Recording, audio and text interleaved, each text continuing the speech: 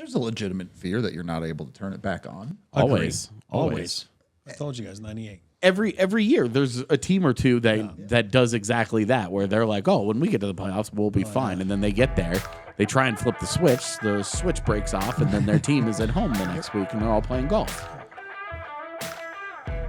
Maybe the favorites from the East in this series. It's the Battle of Florida, the Florida Panthers versus the Tampa Bay Lightning, the round 1 matchup.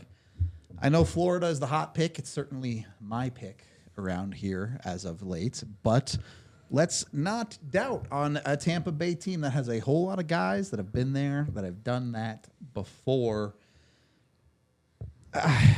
How much does experience matter? Is it that much? I know it's not nothing, but I've certainly, for most of my life, been in the camp of it being a little bit overblown how much it matters. Well, with Florida's run to the Cup final last year, that does help.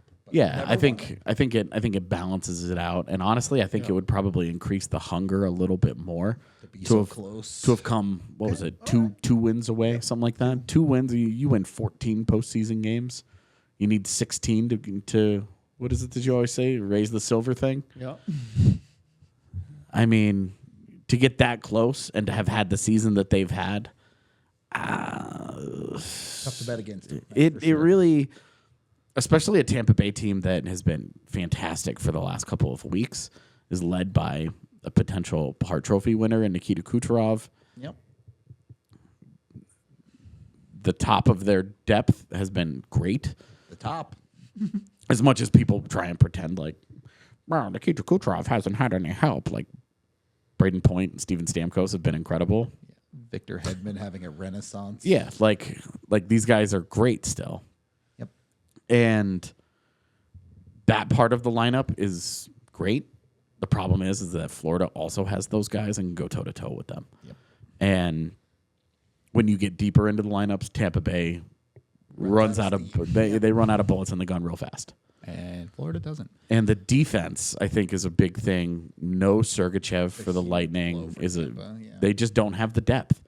I'm sorry, Nick Perbix, but as much as I personally like him, you know, guys like that trying to make up the difference for a Mikhail Sergachev, it's just not for me. That's where it gets problematic. Take a look at Tampa's side of it with the record here. You never want to say never, but is it starting to feel like the window is closing for the Tampa Bay Lightning?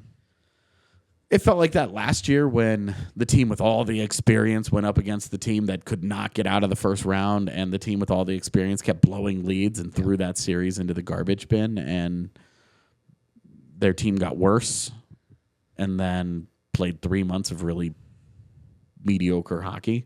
And again, this is a team, if the East was better this year, would they have that record?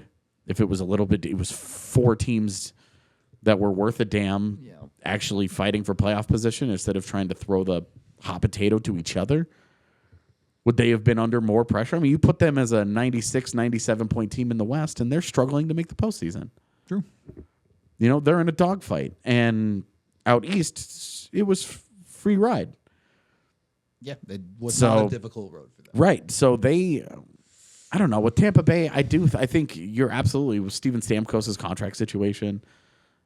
Is this kind of the last hurrah for this particular core? It could be. Especially how much longer can you expect Nikita Kucherov to play at this level? Yep. This is where I say experience does matter to a certain extent. Obviously, Tampa, I'm not going to say whatever you've been saying, I agree with. They've got the experience. And I think experience is important when crap hits the fan. You know what I mean? This is where it's on the bench, in the locker room, on the plane, in between games, what to say to the media, what not to say. Gather the groups, like the group together. Make a big play at the right time. But I agree, too. Florida, with their experience last year, probably trumps that. You know what I mean? Because they were so close last year. They got better as a team. Reinhardt's got 50+. I mean, it's just, you're right. They got bullets. You know what I mean? So it's like, I feel this is their time and their turn for those reasons. You know what I mean? And then I said at the start of the year, and I'm not going to back away from it, that they're going to be the ones that come out of the East. I strongly believe. Now, if you're going to tell me that, well, their play the last month or so has been shitty, I agree. But again, fair. But I'll say the same thing as the Bruins. Like when you get that much points in the bank, that many points in the bank, before you can afford to, just cruise along. Again, like the Avs back then 2 years ago, where they're cruising along. And when you spend 2.5, 3 months in cruise control, it is easy for the level to drop and you lose some games. It does. So there's a legitimate fear that you're not able to turn it back on. Always. I told you guys, 98. Every year, there's a team or two that does exactly that, where they're like, oh, when we get to the playoffs, we'll be fine. And then they get there, they try and flip the switch breaks off, and then their team is at home the next week, and they're all playing golf. Yikes. I'm less worried about that. My one worry, if I'm the Florida Panthers, my one worry in this series is Andre Vasilevskiy figures it out. Because Andre Vasilevskiy hasn't been any good this year for Tampa Bay. But you don't have to look far down that track record to see how good Andre Vasilevskiy is in the playoffs. Especially after a loss. Right? His record was absurd. His record when facing elimination is actually wrong. dumb. Yeah. It's so hard to eliminate that guy. That's my fear if I'm Florida. Is that Tampa's goalie goes beast mode. Agree. Anything other than that, I'm not super afraid, to be honest, if I'm Tampa Bay. My point is, I didn't put Vasilevskiy as the X factor because I felt like that's cheating. I put Nick Paul as Tampa Bay's X factor because the Lightning have to go toe-to-toe with Florida's depth if they want to win this series. I'm not saying the depth has to win them the series, but they cannot get beat by Florida's depth. Yeah. And look, I know, AJ, you're a big fan of Nick Paul. I like him too. I don't know if he's going to be up to the task. It's a lot to ask. Yep. We were talking about going up against, he gets a Sasha Barkov assignment, Right. or even a Sam Bennett. Yeah. You're Nick Paul's a good player. Yeah.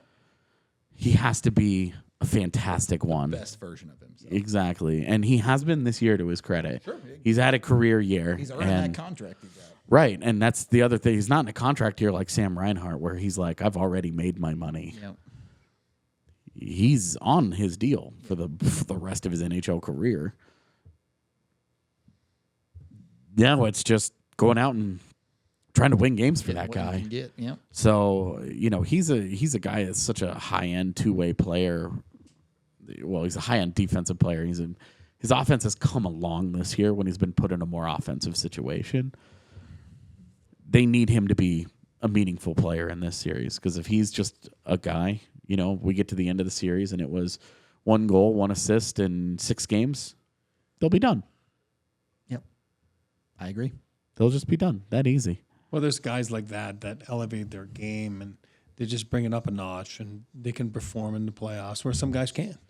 I was just looking at it. I don't know who tweeted that, but it's like top, 10 players in the history of the NHL in playoffs and goals. And there's some sick names there like Joe and, Lemieux, but there's freaking Claude Lemieux. Yeah. I'm just saying, like, it's incredible. Yep. Like, you have to live through, like the regular season with him. He's had a lot of seasons of, 20 goals, under 20 goals. But when the chips are down, when it matters most, guys like that find a way. You know what I mean? So, and make a name for themselves. And maybe if they weren't running into a buzzsaw of a team like Florida, I'd have more belief. But as you put it, Florida had been the favorites from the East since the start of the season, basically. And, look at that. Who's got the Cy Young, Reinhart or Matthews? Matthews' Cy Young is ridiculous. When you score 70, that's what true. happened. But Reinhart's got to be close too, right? He's at 50-something. It's pretty up there for sure. But no, it's like plus. The thing is, when I look at that top set of guys from Florida, I see a bunch of dudes in their prime that play a brand of hockey that is built for the playoffs. And then Vladimir Tarasenko. as the veteran who'd been there, done it. Right. Yeah. The guy whose nickname is Tank. I mean, it's pretty wild that Vladimir Tarasenko is your 5th, 6th best forward. Yeah. Like that guy. He's still a good NHL player. He's not what he was, but he's still a good NHL player. But that's what Florida. That's the problem with Florida. Putting the puck in. Yeah, you look around and you're like, oh, okay, great. We got Sam Reinhart and Matt Tkachuk and all those guys. We got them off the ice. All right, here comes Carter Verhaeghe and Barkov. and Sammy Bennett. Sam Bennett and our old friend Evan Rodriguez, who had a really good year there. Yep. Like, great, man. All the way down that lineup, you're talking about good players. Just good NHL players. And we haven't even talked about the defense. And my X factor, Gustav Forsling, a guy who emerged as a guy who can play a lot of heavy minutes for this team when Ekblad and Montour were hurt early in the season. Oh, by the way, Ekblad and Montour are both rolling along at a great clip since getting healthy and figuring their games out. It just feels like such a complete team. Well, and Forsling has turned himself into a top pairing defenseman. Yep.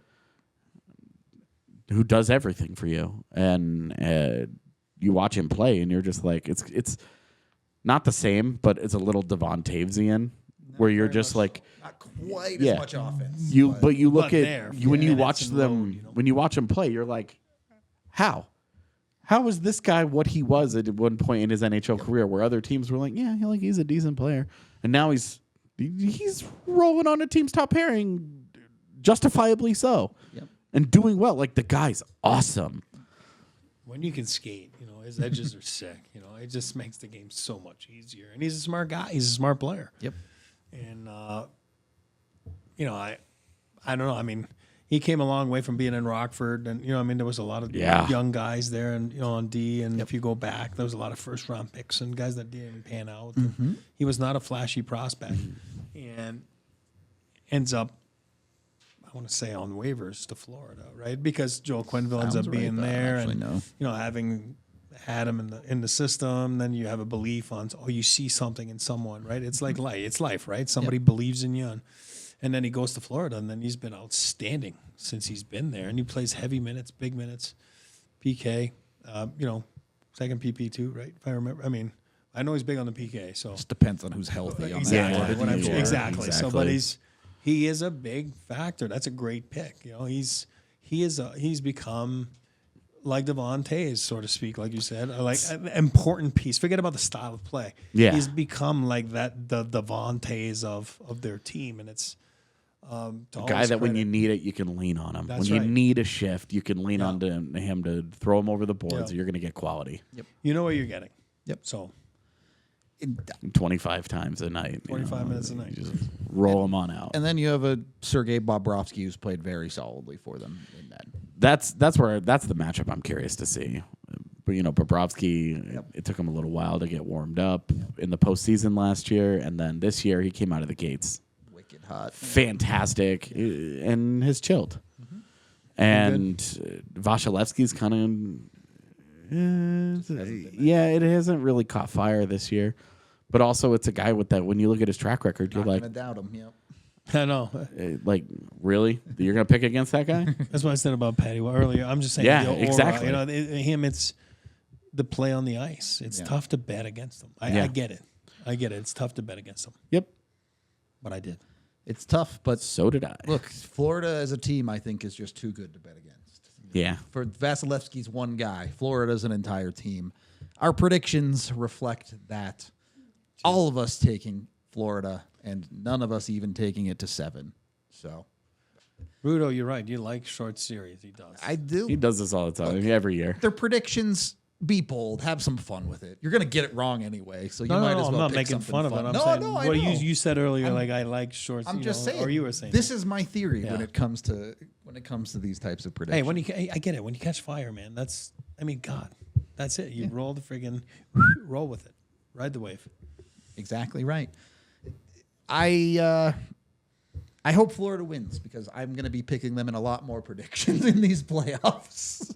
So if I do a bracket or something, it might bust early if Florida doesn't go anywhere. I'm with you. But that is it for this series preview. Be sure to tune into all the rest of our previews. We're doing the entire first round in this playlist.